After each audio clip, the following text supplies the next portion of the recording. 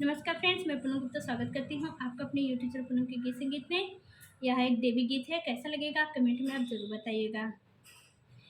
निबिया के पेड़ बड़ा भारी, जहाँ बैठे मैया हमारी। निबिया के पेड़ बड़ा भारी, जहाँ बैठे मैया हमारी। निबिया के पेड़ बड़ा भारी, जहाँ बैठे मैया हमारी। ना मोरी मैया के बाग बगैचा, ना मोरी मैया के बाग बगैचा। फुलवा चढ़ावे दुनिया सारी, जहाँ बैठे मैया हमारी। फुलवा चढ़ावे दुनिया सारी, जहाँ बैठे मैया हमारी। निबिया के पेड़ बड़ा भारी, जहाँ बैठे मैया हमारी। निमिया के पेड़ बड़ा भारी, जहाँ बैठे मैया हमारी।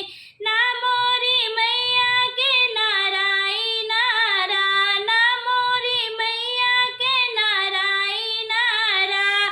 जलवा चढ़ावे दुनिया सारी, जहाँ बैठे मैया हमारी। जलवा चढ़ावे दुनिया सारी, जहाँ बैठे मैया हमारी।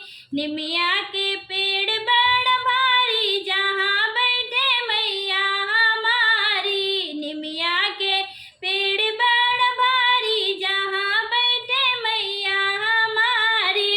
ना मोरी मैया के गैया भैंसिया, ना मोरी मैया के गैया भैंसिया। दूधवा चढ़ावे दुनिया सारी, जहाँ बैठे मैया हमारी। दूधवा चढ़ावे दुनिया सारी, जहाँ बैठे मैया हमारी। निमिया के पेड़ बड़ा भारी, जहाँ बैठे मैया हमारी। निमिया के पेड़ बड़ा भारी, जहाँ बैठे मैया हमारी।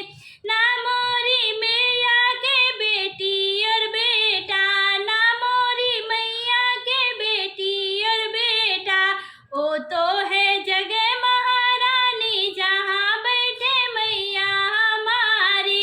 ओ तो है जगह महारानी, जहाँ बैठे मैया हमारी। निमिया के पेड़